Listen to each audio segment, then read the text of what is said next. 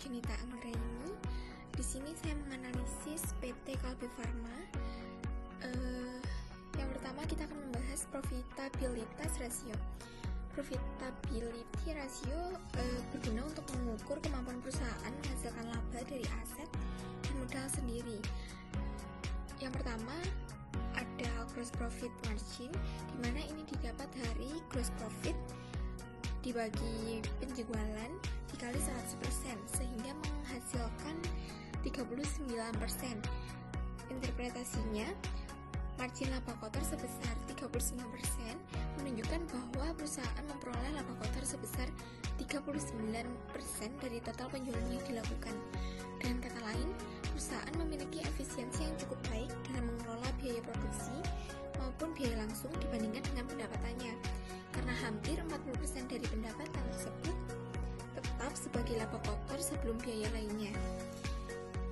Yang kedua, operating profit margin, di mana ini didapat dari operating profit dibagi penjualan dikali 100%, sehingga menghasilkan 13%. Interpretasinya yaitu margin laba operasional 13% menunjukkan bahwa perusahaan dapat menghasilkan Rp13 dari setiap Rp100 yang diperoleh dari penjualan setelah mengurangi biaya operasional seperti biaya administrasi, pemasaran, dan pengelolaan lainnya. Tetapi sebelum memperhitungkan biaya bunga dan juga pajak, artinya perusahaan cukup efisien dalam mengelola biaya operasional yang tidak langsung. Yang ketiga ada net profit margin, di mana ini didapat dari net profit dibagi penjualan dikali 100%, menghasilkan 10%. Dengan net profit sebesar 10%, perusahaan menghasilkan laba bersih sebesar Rp10 dari setiap Rp100 yang diperoleh dari penjualan.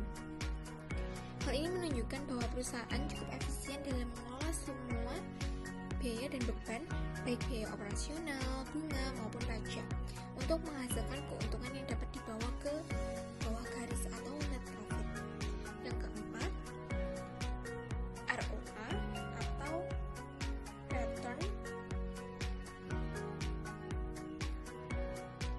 on Asset, di mana ini didapat dari net profit dibagi total aset dikali 100%, sehingga menghasilkan 10%.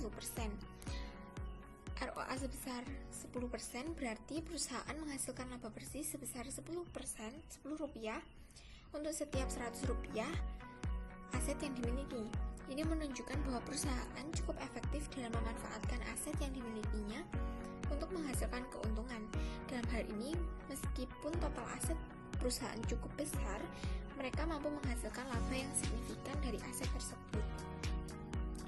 Yang selanjutnya, ROE atau Return on Equity, ini didapat dari net profit dibagi total equity dikali 100%, sehingga didapatkan hasil 12%.